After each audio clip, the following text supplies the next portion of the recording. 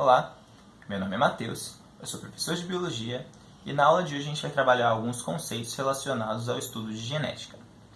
Bom, muitos de vocês já devem conhecer essa palavra, né, genética, ou já devem ter escutado falar em alguns dos termos que são utilizados no estudo da genética, como genes, cromossomos, DNA e todas essas coisas que costumam aparecer em filmes de ficção científica ou que a sua avó usa de exemplo para falar alguma coisa, como por exemplo, ah, nossa, esse menino puxou esse gene do pai, ou nossa, você tem uma genética para isso, hein, cuidado. Então, mas fora o conhecimento popular, será que vocês sabem mesmo para que servem essas coisas? Onde elas estão localizadas dentro do nosso organismo? Como é formada a estrutura delas, etc. Bom, é para isso que a gente está aqui hoje. Mas, antes de dar introdução a esses conceitos novos, introdução à genética, a gente tem que voltar num assunto que vocês já conhecem, lá na área de citologia, que é o estudo da célula. Bom, na citologia, a gente define a célula, uma das muitas possíveis definições, né, é que ela é a estrutura funcional dos seres vivos. O que isso significa? Que todo o material que a gente consome, né, o oxigênio que a gente respira, os nutrientes que a gente come na comida, né, que a gente ingere a partir da comida, vão ser utilizados num menor nível pelas células. E esse combustível que a gente vai oferecer para a célula vai ser utilizado para formar outras coisas para o nosso organismo. Então a célula vai ser responsável pelos menores processos possíveis para o mantimento da vida. Ela vai funcionar como uma espécie de usina, como se fosse uma usina bem pequenininha que vai receber esses nutrientes, esse oxigênio e todo o combustível que a gente fornece para o corpo e vai fazer a partir disso as outras coisas que a gente precisa para poder sobreviver. Bom, mas essa é a função de uma célula. Agora a gente precisa falar da estrutura da célula. Como funciona a estrutura da célula? Quando a gente vai falar da estrutura, a gente pode fazer uma analogia a um ovo. A célula ela funciona semelhante a um ovo. Um ovo tem três partes. A parte mais externa, que é a casca. A parte intermediária, que seria a clara. E a parte mais interna, que é a gema. Se a gente fosse comparar isso a uma célula, a parte mais externa, que é a casca do ovo, seria como se fosse a membrana plasmática, ou membrana citoplasmática da nossa célula. Essa membrana plasmática ela serve para quê? Além de ter a mesma função, óbvio, da casca do ovo, de proteção ao meio externo e tudo mais, é ela que vai definir tamanho e forma da célula, porque ela vai delimitar o espaço onde aquela célula ocupa, seja uma célula fibrosa, seja uma célula globular, se for uma célula redondinha, uma célula mais estreita, é a membrana nuclear a membrana celular que vai definir qual o formato e o tamanho daquela célula.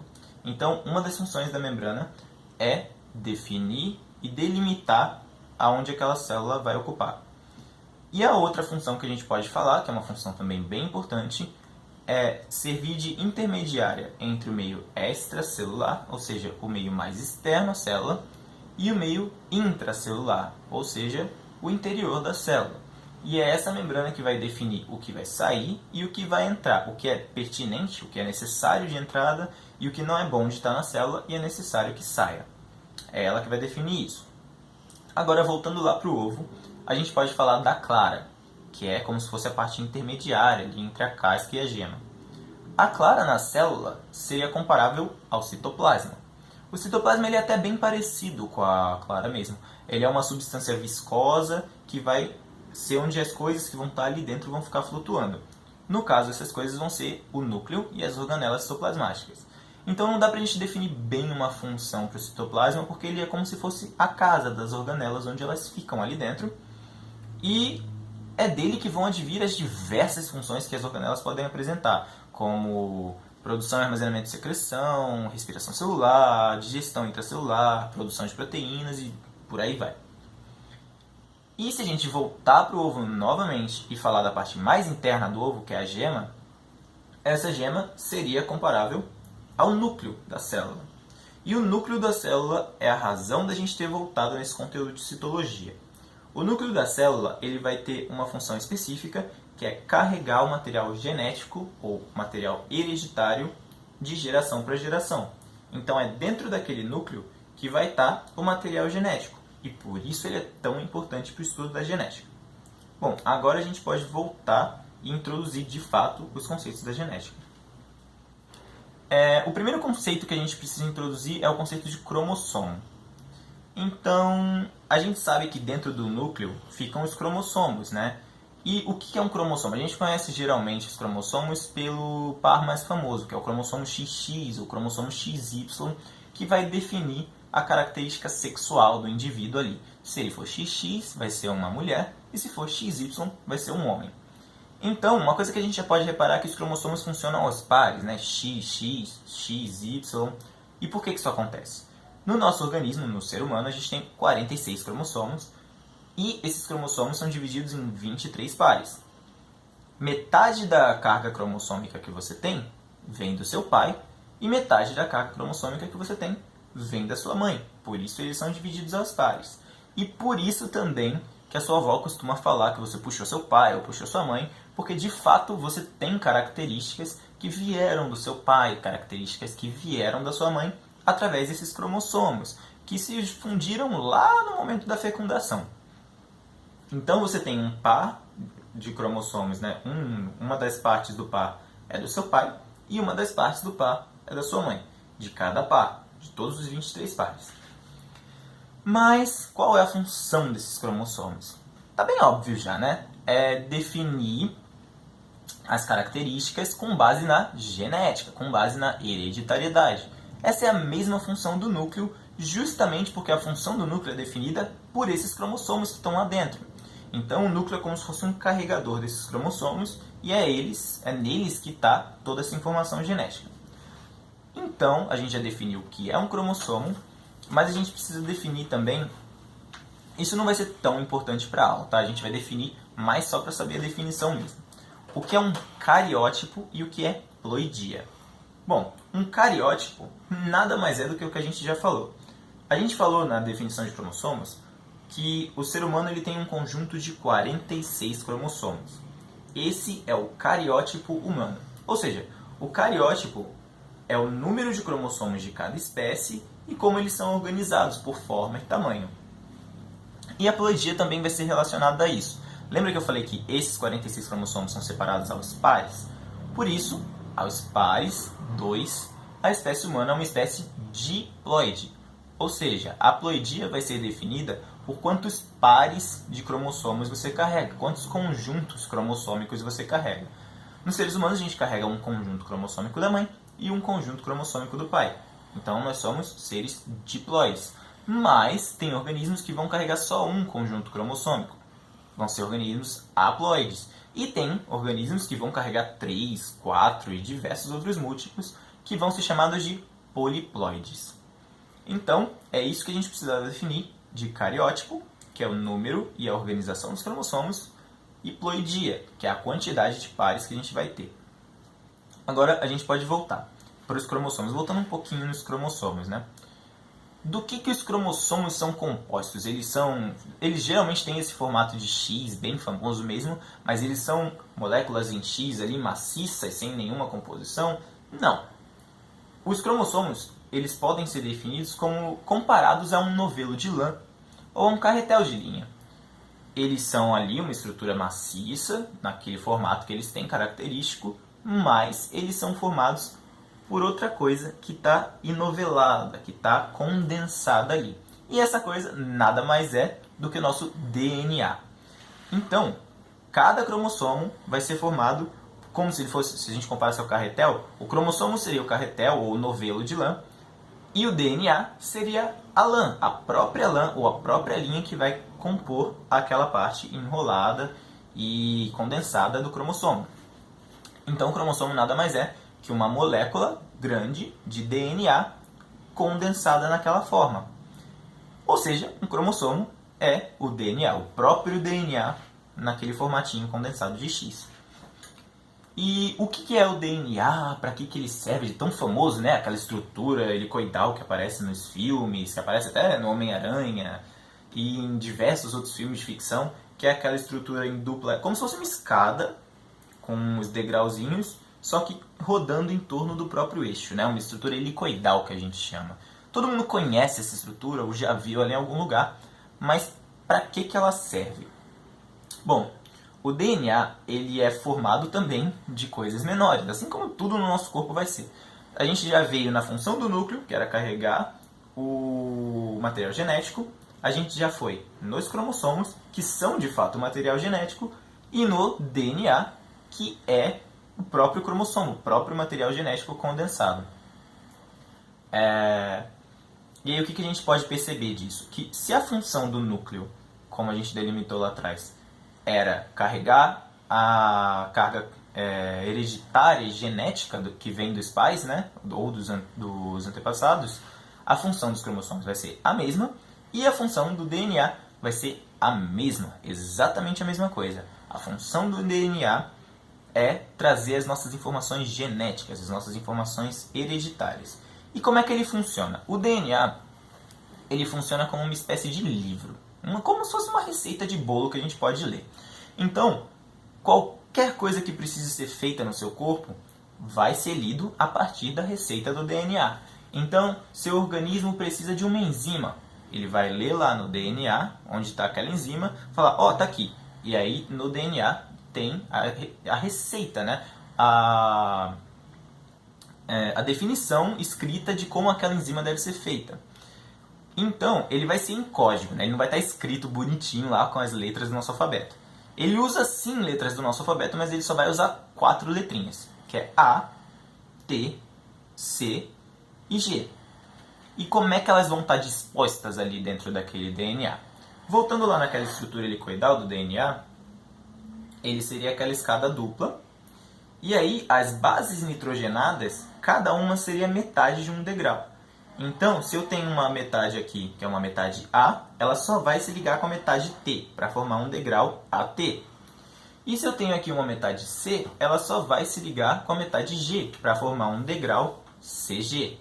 Então, elas se ligam aos pais, as bases nitrogenadas, e elas vão formar esses degraizinhos ali, essa parte da estrutura do DNA.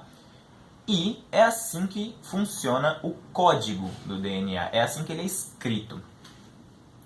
Mas de que forma, né? Então vamos supor que você pegue um trecho ali desse DNA. Esse DNA você pegou aqui esse trecho, e nesse trecho, numa borda vai ter ali A, T, T, A, C, C, G, T, A. Na outra borda vai ter que ter o material complementar a essa borda. Então são duas fitas, como se fossem duas fitas, elas vão formar uma fita dupla, né? Uma fita única, mas que é formada de duas fitas menores. E nessa fita de cima vai ter as letras, né, o código bonitinho, e embaixo vai ter o código oposto, para poder ser complementar a fita de cima. Então são duas fitas complementares. E aí a gente vem para o conceito de genes. O que é um gene? Se você precisasse saber o que é um gene, é só você remeter ao conhecimento popular. Então, o que é um gene no conhecimento popular? A gente fala assim, ah, nossa, a minha genética não é boa para emagrecer, algum dia da minha vida eu vou engordar. Ou então fala, nossa, esse gene dessa característica você puxou da sua mãe, ou esse gene você puxou do seu pai. O gene nada mais é do que a parte do DNA, né, o pedacinho desse código, que vai definir uma ou mais características, ou vai fazer parte da definição de uma característica junto com outros genes. E como é que isso funciona?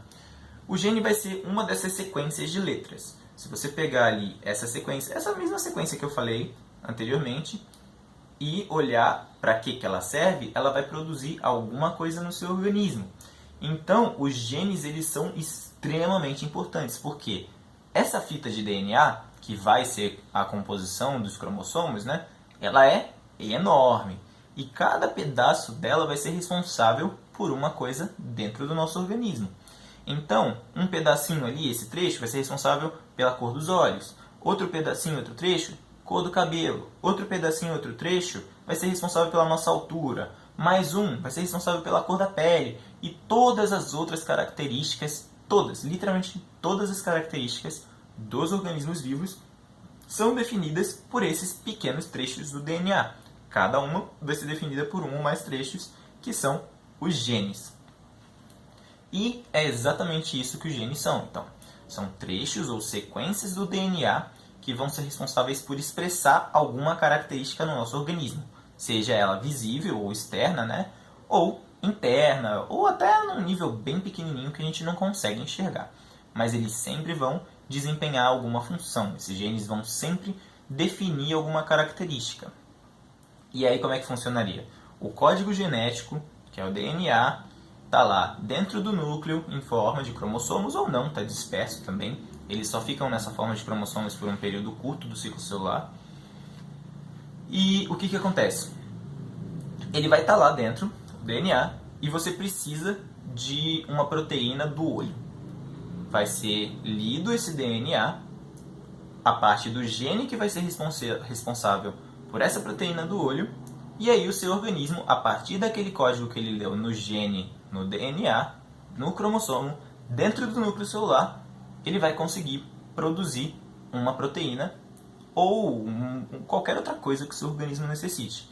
Então é para isso que serve o nosso código genético e é assim que a genética define quem a gente é e faz a gente ser o que a gente é. Porque, por exemplo, no mesmo gene que tem para a cor do olho, eu tenho o olho castanho escuro, vão ter pessoas que vão ter o olho azul, vão ter pessoas que vão ter o olho verde, o olho castanho claro e tudo mais. Então por que isso ocorre? Porque se é o mesmo gene, as pessoas vão ter olhos de cores diferentes.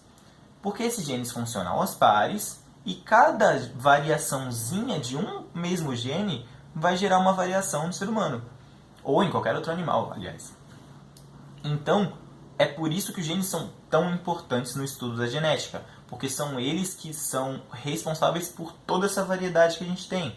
Entre as espécies, né, por exemplo, eu tenho mãos com polegar opositor e um leão já tem as patas que ficam encostadas direto no chão, são quadrúpedes, eu sou bípede. Então, todas essas diferenças que a gente tem entre os seres vivos e também as diferenças que a gente tem dentro da nossa própria espécie, ou seja, eu tenho o olho castanho, eu tenho a pele clara, vão ter pessoas que vão ter a pele mais escura, o olho azul, e todas essas diferenças, todas, literalmente todas, são definidas por pequenas mudanças na sequência dessas letrinhas, que vão ser responsáveis pelos genes que vão estar dentro do DNA. E é assim que a genética e que os genes, o DNA e tudo aquilo que a gente falou lá no começo da aula vão servir como um material transformador, responsável por todas as transformações e as variabilidades, e é assim também que você recebe essas informações dos seus pais. Então, por isso que a genética trata tanto da hereditariedade, porque esse conteúdo ali, esses genes, esse DNA, esses cromossomos, vão ser passados de geração em geração. E aí, em uma certa geração, pode ocorrer uma mutação ou alguma mudança ali em um par de bases e tudo mais, e isso vai gerar uma mudança na próxima geração. E é assim que as espécies vão evoluindo e também que vai gerando toda essa diversidade. Essa foi a aula. Muito obrigado.